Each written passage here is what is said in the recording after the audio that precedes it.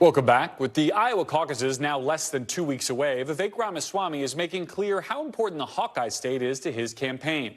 The Republican candidate is completing his second full Grassley today.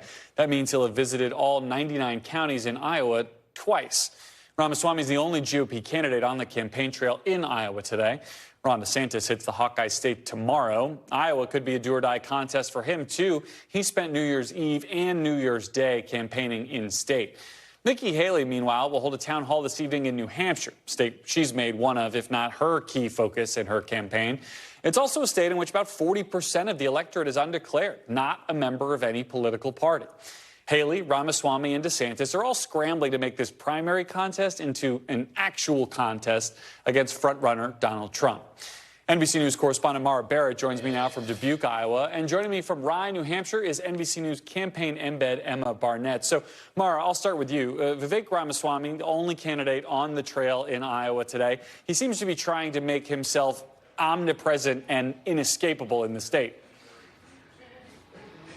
That's definitely for sure, with 6 events on his schedule here today, Garrett. And it's notable that he's hitting that double Grassley, essentially going through those 99 counties twice. But he's taking full advantage of the fact that he is surprisingly the only candidate here, something that I was pretty shocked by given the crunch time situation that we're in. But when you look at the difference between Vivek Ramaswamy and how he's come out as more of an extreme right candidate compared to a Ron DeSantis or a Nikki Haley, the voters that are going to DeSantis and Haley's events are really looking to see who they want to choose as an alternative to Trump a lot of the time, whereas voters that I've met at Ramaswamy events today have talked about how they want to choose between former President Trump and Ramaswamy. And so they've seen a lot of similarities, but they see him as a younger alternative potentially. And so Ramaswamy really trying to harness on those connections that he's making in real time, in person with voters today, while other candidates have really been capitalizing on that $105 million we've seen invested in ads on the airwaves leading up to the caucus. But that presence will change very rapidly in the next couple of days. What's the Ramaswamy play post-Iowa? I mean, if he's all that time he's spending there, he's not spending in New Hampshire or South Carolina or nationally.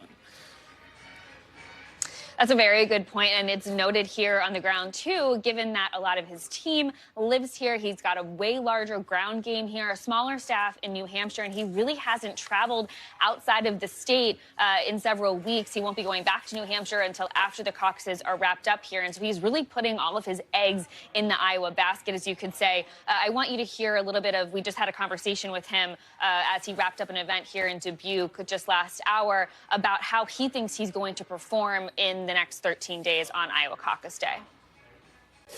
I think that we expect to be in the top 3. I think we have a good shot at winning the Iowa Caucus, but we don't need to win the Iowa Caucus for me to have a full and clear path to going all the way in the long distance. But I think it is to significantly exceed the expectations that have been set for us, as I expect we will. A classically optimistic candidate, as we've obviously seen in the past, Garrett. A reminder that when you look at polling, he is in single digits, while Donald Trump is obviously ahead by double digits. DeSantis and Haley kind of fighting for that second place spot here in Iowa. Thanks for watching. Stay updated about breaking news and top stories on the NBC News app or follow us on social media.